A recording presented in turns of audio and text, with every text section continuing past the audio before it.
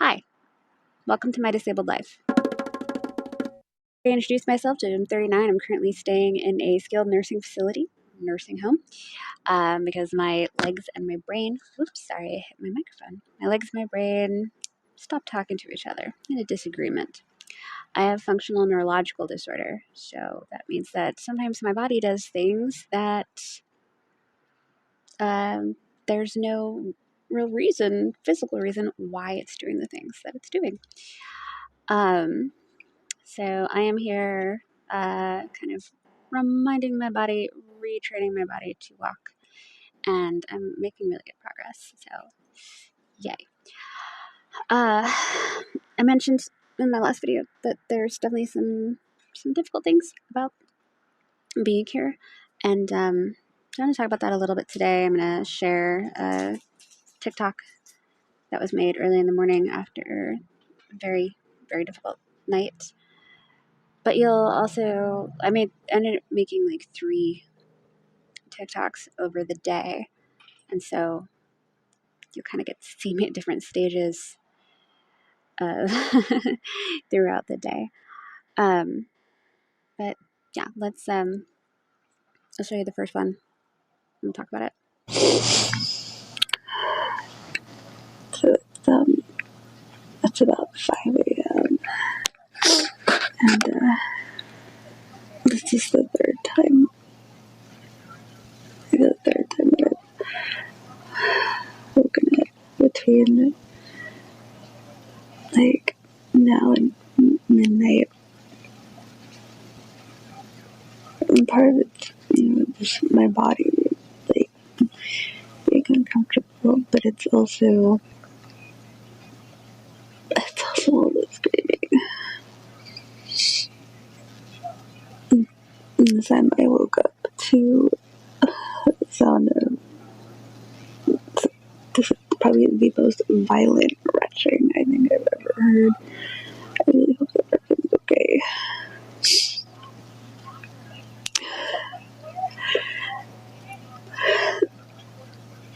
There's never a moment of silence here.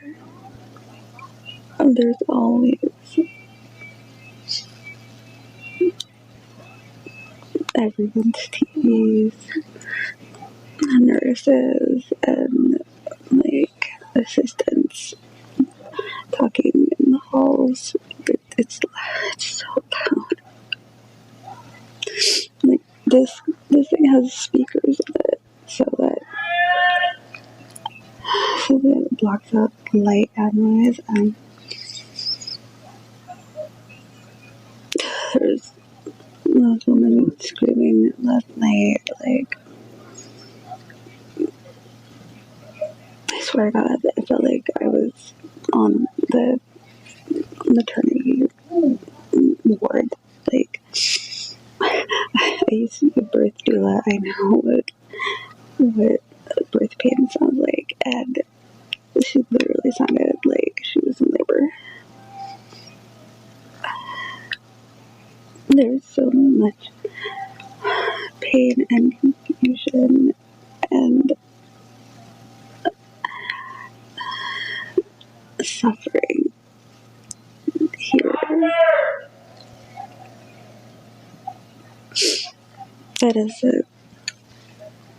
as a caretaker type person,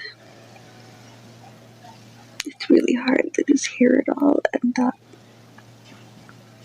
just hearing it all and not really do anything. It's really hard. I'm so tired. Yeah. Like I said in my first video, I kind of panicked when I first got here. I had kind of an anxiety attack. I had to take my anxiety meds. I was shaking and lost my speech a little bit. And it was largely because I was triggered because it was a big flashback to my stay in psychiatric inpatient. If you want to know what that was like, that awfulness was like, you can go check out that video. Over here, I'll put a card. I know that's what you do on YouTube. Make things if you make it accessible. makes things easier. But it's there's and I mentioned there's a lot of noise, so much noise, so much noise. So I also have I have ADHD. I also have audio processing issues, and I have sensory issues. I get overloaded and overwhelmed, and I've kind of been in a certain amount of sensory overwhelm. Here's the whole time I've been here. I was gonna say all week, and I'm like, I haven't actually been here a whole week yet, so let's not exaggerate unintentionally. But yeah, the whole time I've been here, that is not an exaggeration. There is never a silent moment. It never ends. It's never quiet. The quietest I get is being out here in the courtyard, and even then, of course, like I've got traffic, which is not so bad, but I can still hear some of the noise from the inside. So, what kind of noises? There's my roommate. God love her. I got to know her a little bit more today, and she's really sweet and actually like really cool older lady. And like, I want to buy all of the crafts that she makes and give them as Christmas presents to people. But she sleeps with her light and the TV on, so the light is always on and the TV is always on in our room. I have a curtain that wraps around, like, that separates a little bit, but and I have a sleep mask, and like it's a really cool sleep mask that has like speakers in it. I mentioned it in the TikTok. It doesn't block everything out, and it does not block out the screaming, and that is probably the biggest trigger for me here is the screaming. There's all the other people's TVs because almost everyone has the door open. I think there may actually be like an open door policy. I haven't noticed anyone's doors being closed when I've done laps to the campus, and that totally makes sense. It makes it easier for the nurses and the CNAs to kind of like poke their head in and check on us, make sure we're okay. So I totally get it, but it does mean that I can hear like all kinds of stuff, like from other people's rooms, floating down the hall, echoing down the hall. So there's like other people's TVs. A lot of the folks here are hard of hearing, so when they speak very loud, and when anyone speaks to them, they speak very loud.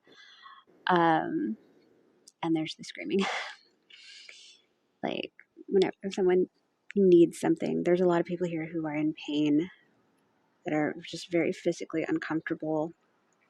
And they're being cared for. I want to make that really clear that, like, I have not seen any amount of, like, senior abuse while I'm here.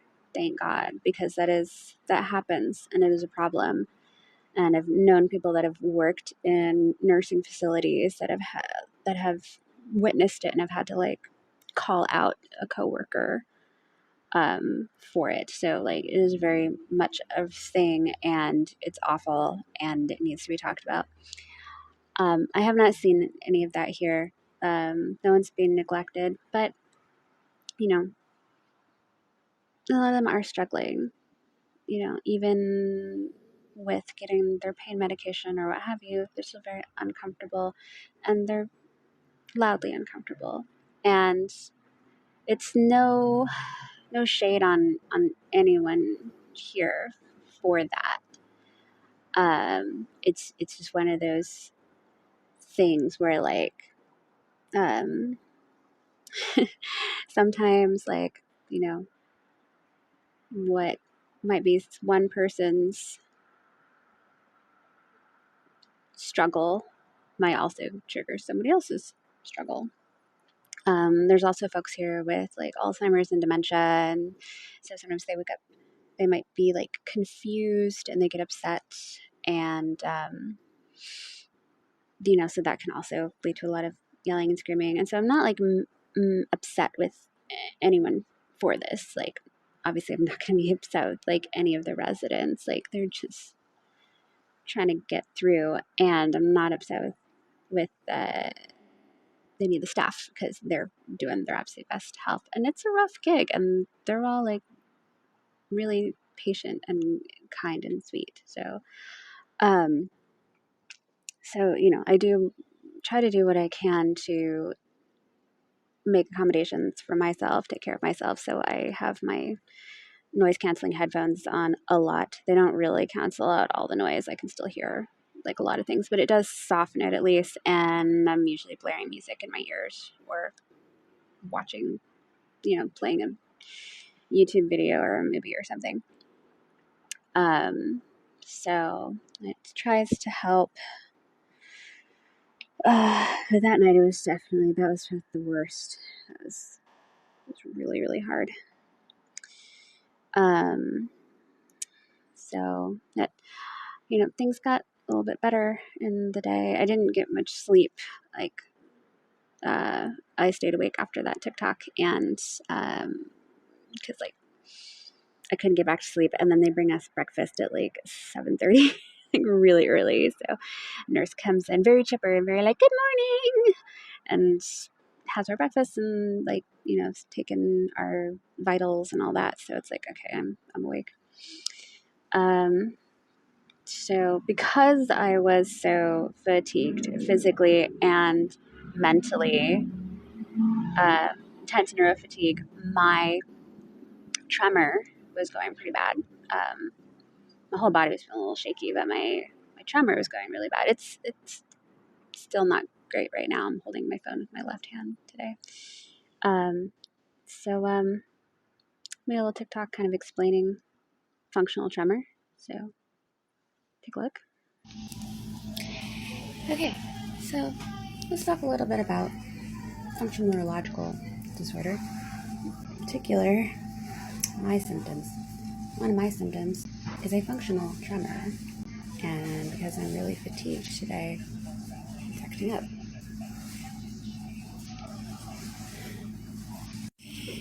Here's my functional tremor in action.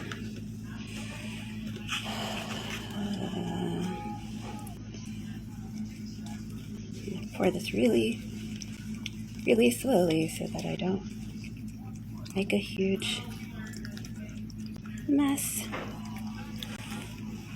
Oh no, and then my hand decides to like cramp up for no reason. Okay. I can't let go.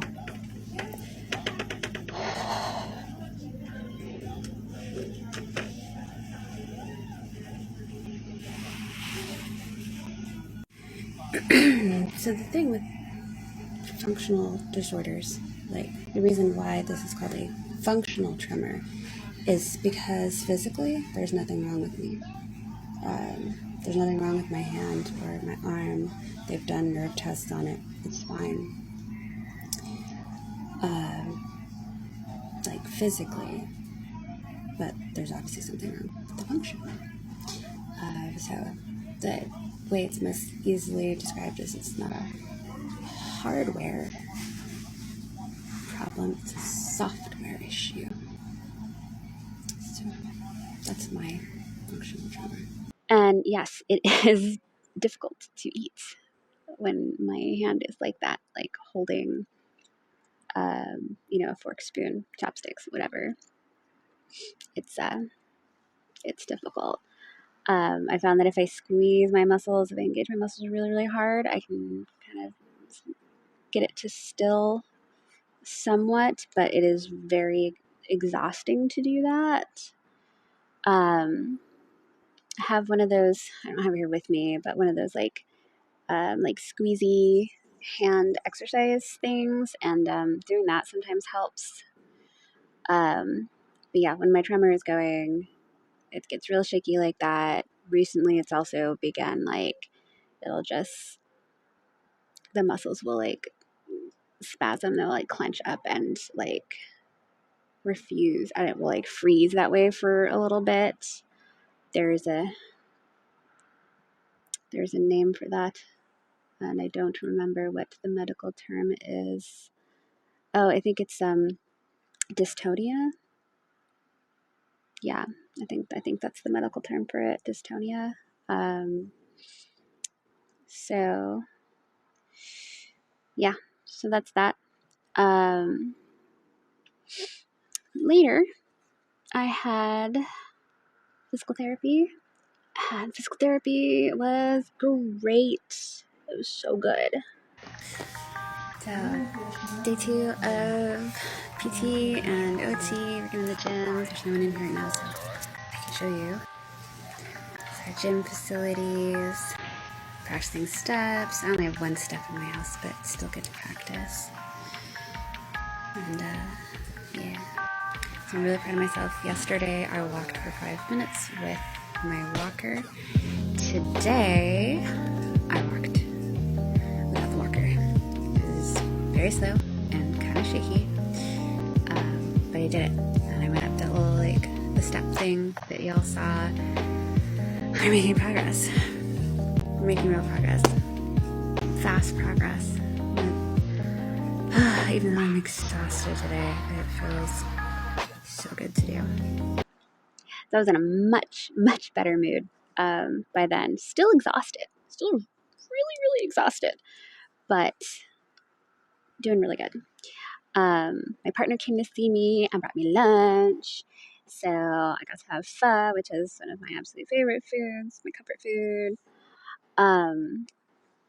But I was really getting worn out by then, and there was a bee that was flying around us, and my melissophobia, that's the fancy name for fear of bees, it's not as bad as it used to be. When I was younger, high school, if I saw one just flew by at a picnic or whatever, you would just see me immediately freeze and just start hyperventilating and silently weeping. I was swarmed when I was 9 years old. I did not get stung, but it still scared the ever loving bejesus out of me. So I've worked on it a lot. I'm doing better, but when you're tired and you're feeling really raw, it's harder to keep that composure, and that anxiety ended up kicking off my aphasia, which not terrible timing, at least good timing, because I saw my speech therapist right after that. So anyway, yeah, it was a very intense up and down day, but it's a step forward, and that's what matters.